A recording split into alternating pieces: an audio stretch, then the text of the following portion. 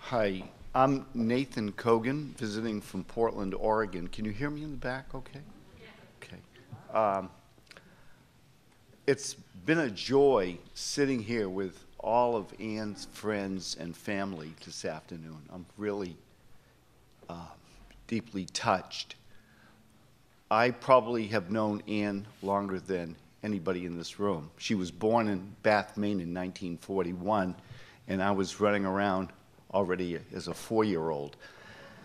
I moved to the West Coast in the mid-50s, and I caught up with Ann along the way. And I was at Berkeley for the Berkeley area for 14 years. So we became really close friends. I would boast to say, I can be boastful saying that Ann was like my sister. And I have friends here who know that I have 5 sisters, but Ann was probably the closest sister I had as an adult. Everything I've heard here today has given me a kind of feast of joy because Ann was everything that everyone has said about Ann is true.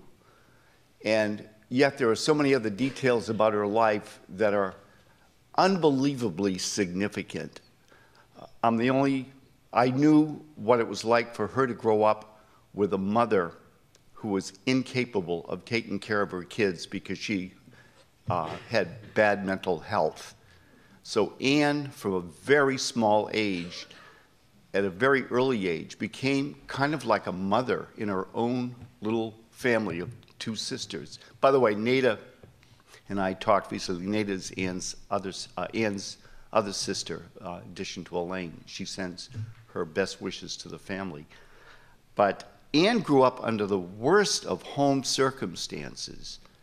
And it's amazing what I call the principle of resilience.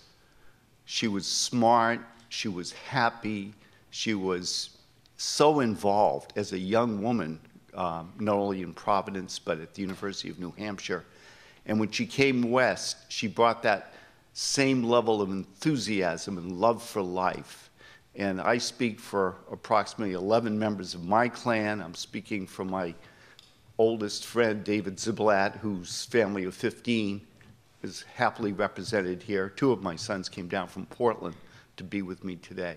So it's a joy from the family's point of view to celebrate Ann's life and time. She was very much an exceptional person.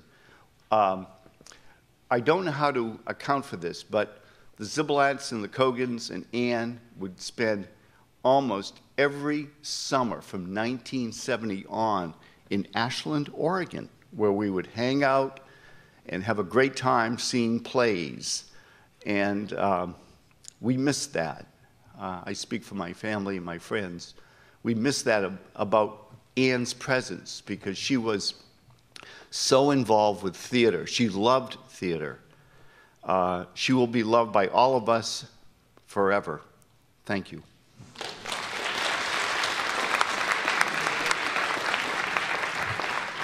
Hi, my name is Raina Rickles, and I met Ann in the mid-'80s when she was on the Zoning Adjustments Board.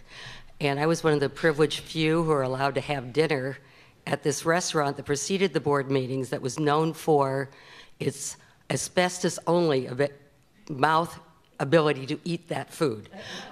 And I don't like that food, but because of Ann, I went.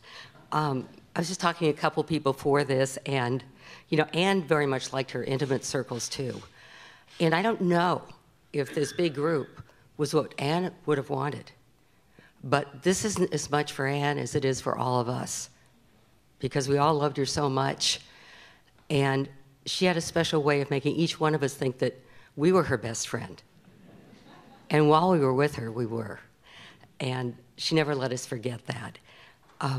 By my name and by my personality, I like to go to humor.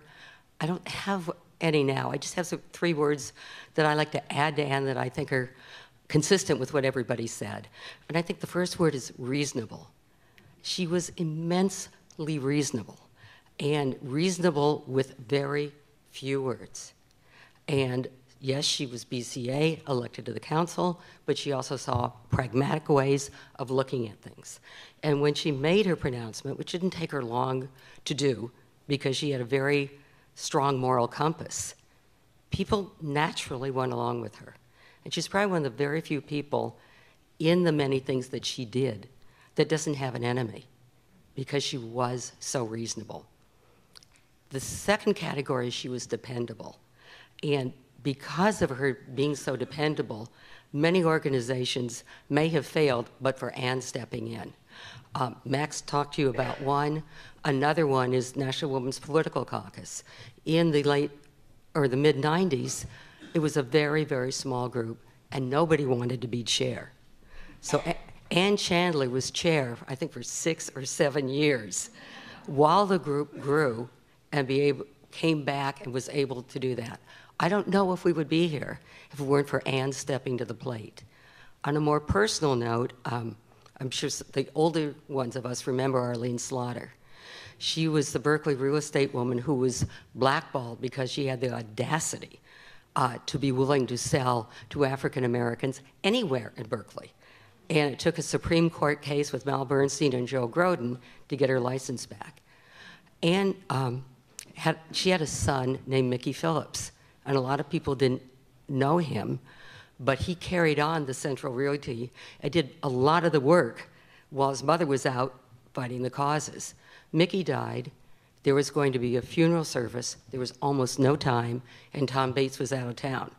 I called Ann, and that's all it took within 4 hours to get a proclamation from the city of Berkeley and there, and being able to remember Mickey for all he deserved. And I guess the last thing is realistic. Ann never had illusions about her health. She knew when she got the diagnosis of Parkinson's what it meant. We talked about it because my father had it too. But it didn't make her sad. It made her realistic and made her fight every single way she could fight for it. But where her realism came out, I think the most was her birthdays. Those of us who loved Ann knew that she loved blue glass. And that's how we could get through every birthday, by giving her blue glass. But for her 60th birthday, she knew a lot of people were going to be there.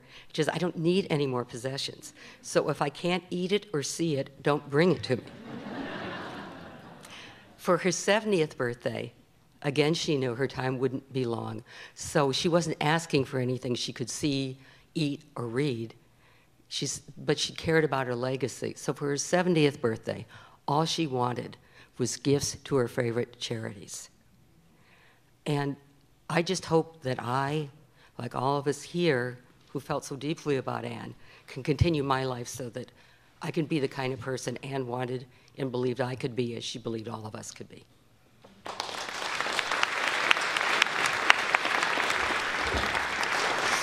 My name is Linda Mayo. I'm on the Berkeley City Council. Jill tells me we have very little time left for speakers, so I'll be brief.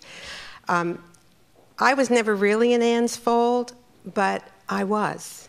I didn't see her very often, but if you're in political life and you were in Ann's fold and you were stepping out into this political life, and you were a woman in particular, I always knew that Ann was behind me. And all of the things that you heard about, that we heard about today, about her essence, it's really a character in a life worth emulating. We at the Berkeley City Council frequently adjourn in people's memories and in their honor, but we never had a way of conveying that. And very recently, we changed that policy, the mayor and I, and we now have a certificate that we send to the family along with a letter. And so that's out at the table. I wanted to let you know that. And what else is out at the table is a petition that people have been signing to name our public health facility, our public health building, after Ann Chandler. So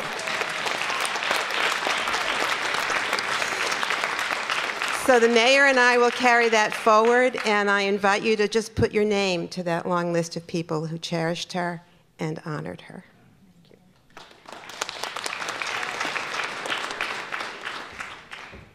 Hello, my name is Nancy Gorell, And I've been involved in politics here for a while. I'm currently the president of the board of the Community Conservation Center, which is a MRF. A MRF is not a fuzzy little cartoon character. A MRF is the municipal recycling facility, and it has served Berkeley well. And Ann was its president. She belonged to this board for 10 years, and she was president for 5, I believe. Well, more than that. What did she say? 10. She was on 20 years. Anyway, a long time, folks. Pam Belchamber came and said that she had to leave, and could I please say something? And I do want to add to this long string of wonderful things about Ann, the smile and all the good things. Courage. She had courage, and she faced this last episode of her life with beauty and courage, and we all feel so strongly about it, and we will miss her dreadfully. Thank you all.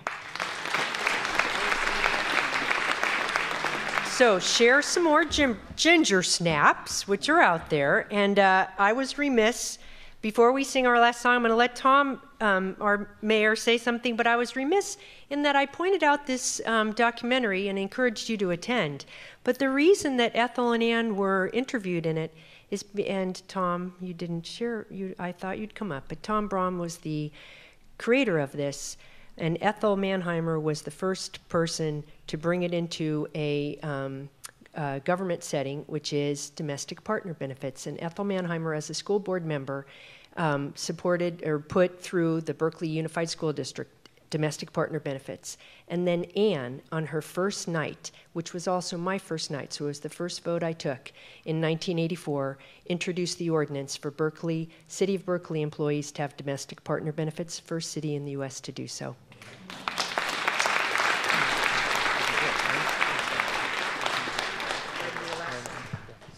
So thank you very much. This has been a really moving and wonderful tribute to Ann, and I'm so glad that so many of her friends have actually had a chance to come.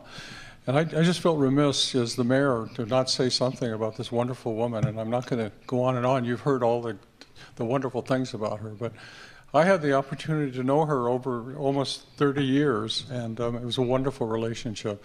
And I just wanted to say in closing that Lonnie and I have been traveling. We just got back from being in Washington, D.C., meeting with progressive mayors. And I didn't know about this naming of the health building. And I just wanted to tell you that's going to happen. Thank you very much.